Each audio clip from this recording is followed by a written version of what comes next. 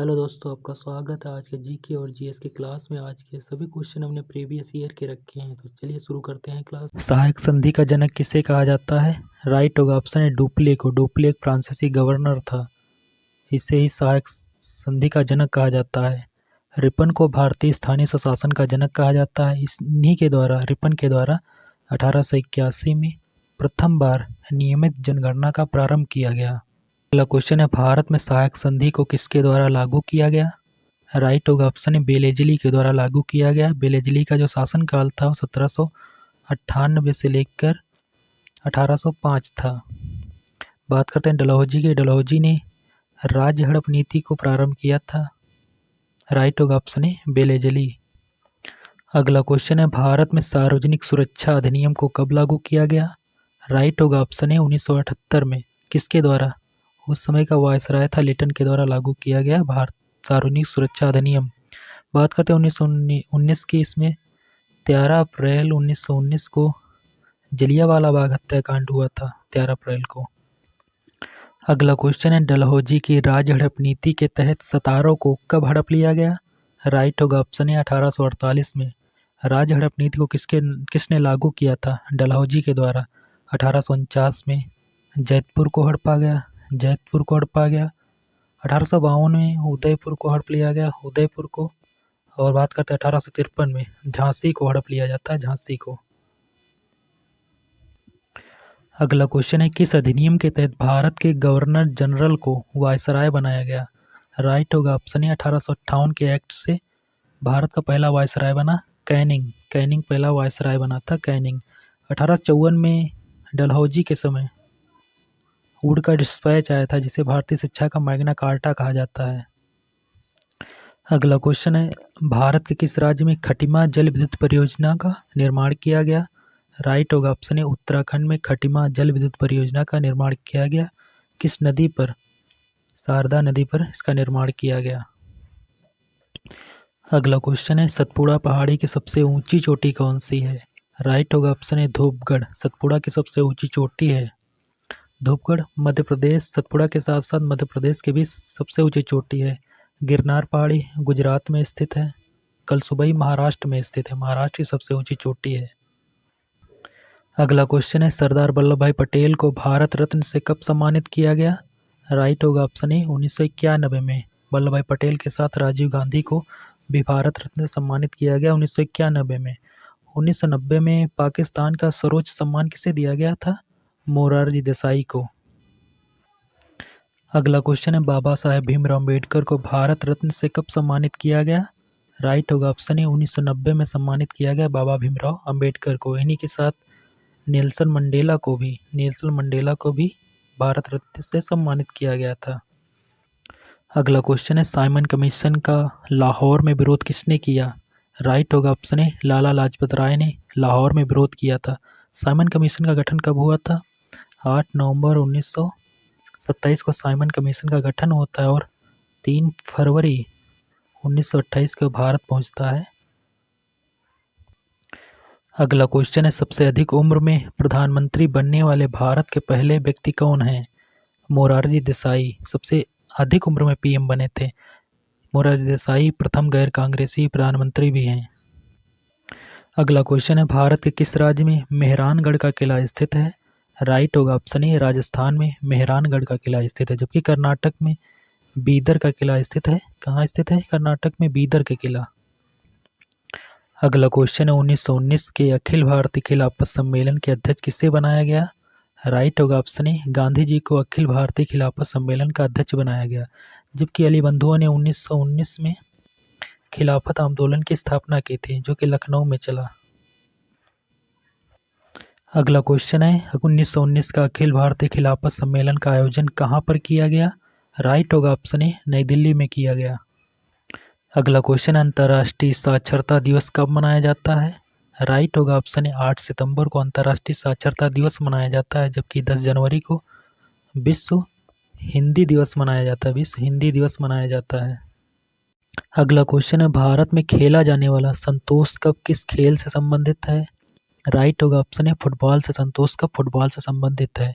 Football से संबंधित अन्य जो कप हैं, जैसे आशुतोष कप हो गया और रोवर्स कप हो गया, रोवर्स कप होता फुटबॉल से संबंधित।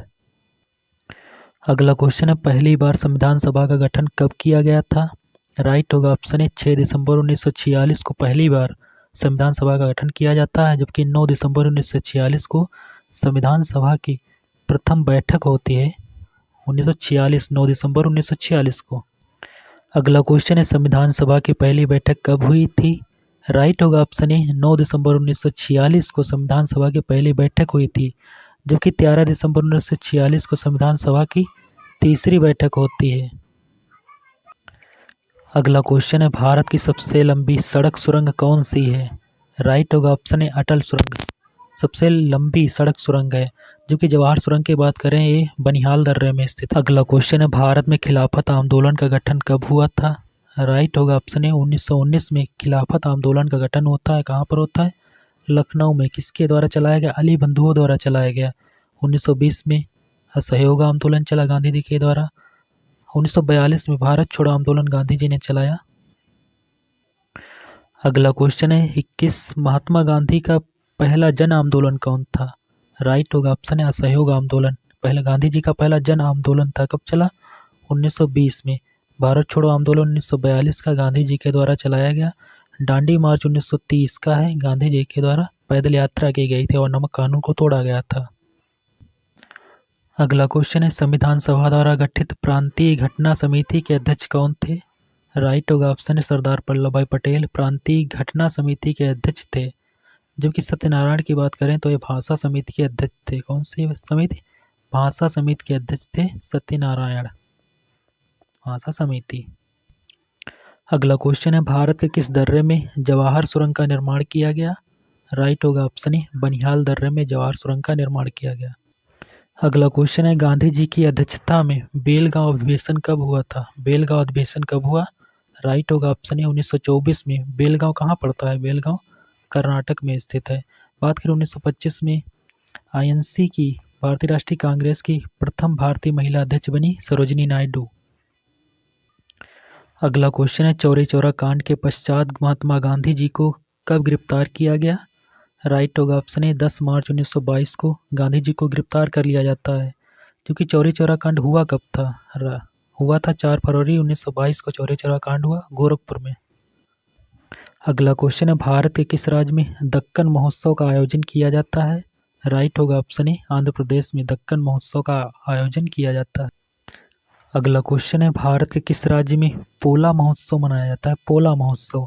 राइट होगा ऑप्शन है महाराष्ट्र में पोला महोत्सव मनाया जाता है, जो कि महाराष्ट्र में अन्य नराली पूर्णिमा भी मनाई जाती है। कौन सी मनाई जाती है? नराली पूर्णिमा, गुड़ी पड़वा भी मनाया जाता है। अगला क्वेश्चन है, वो पुस्तक वायुपुत्रों की शपथ किसके द्वारा लिखी गई?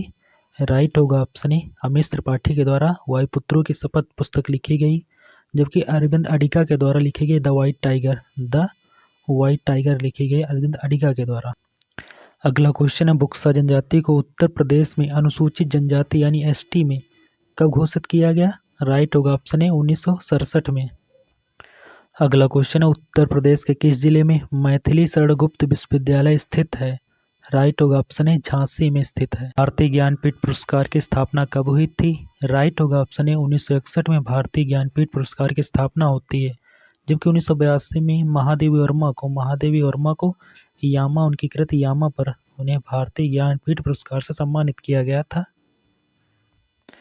अगला क्वेश्चन है, अब भारत के राज्य असम में लोकसभा की कितनी सीटें हैं?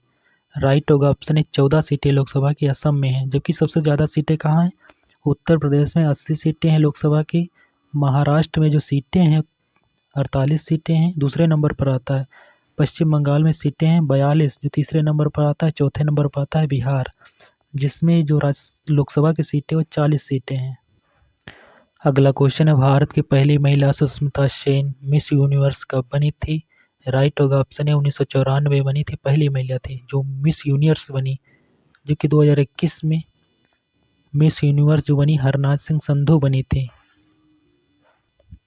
अगला क्वेश्चन है, स्वर्ण मंदिर में अकाल तख्त की स्थापना किसने की थी? अकाल तख्त की स्थापना किसने की थी? राइट होगा ऑप्शन है हरगोबिंद ने, जबकि गुरु गोबिंद सिंह ने गुरु के पद को समाप्त कर दिया था।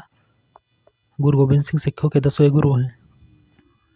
अगला क्वेश्चन है, भारत के प्रथम राष्ट्रपति जिन्हें निर्विरोध चुना गया। निर्विरोध चुना गया, राइट होगा option A N Sanjiva Reddy को निर्विरोध चुना गया। जबकि ऑप्शन सी राजेंद्र प्रसाद जो भारत के पहले राष्ट्रपति थे। अगला क्वेश्चन है, किस वायुमंडल परत को मौसमी परिवर्तन की छत कहते हैं। राइट होगा ऑप्शन ए क्षोभ मंडल को मौसमी परिवर्तन की छत कहते हैं। जबकि समताप मंडल की ऊपरी परत में ओजोन परत पाई जाती है, ओजोन लेयर पाई जाती है। अगला क्वेश्चन है, एक देशांतर तथा दूसरे देशांतर के मध्य कितना समय का अंतर होता है।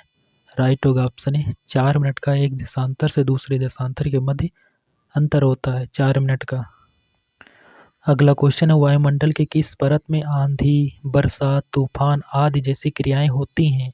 राइट होगा ऑप्शन ए क्षोभ मंडल में होती हैं। अगला क्वेश्चन है, भारत छोड़ो आंदोलन का प्रस्ताव किसने तैयार किया था।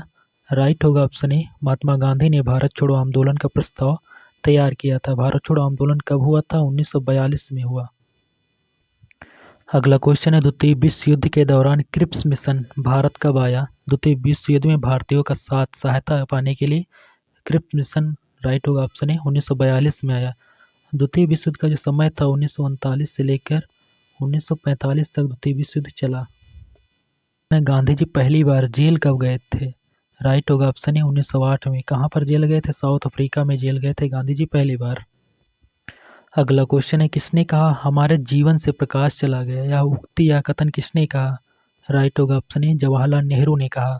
जो कि भगत सिंह ने कहा कि साम्राज्यवाद का नाश हो। इंदिरा गांधी ने कहा श्रमेव जयते, श्रमेव जयते ने कहा। जो कि विनोबा भावे ने कहा जय जगत। अगला क्वेश्चन है, 1 अगस्त 1942 को तिलक दिवस कहाँ मनाया गया। राइट होगा ऑप्शन ए इलाहाबाद में तिलक दिवस मनाया गया। अगला क्वेश्चन है, 180 डिग्री देशांतर को अंतर्राष्ट्रीय दर्जा कब प्राप्त हुआ।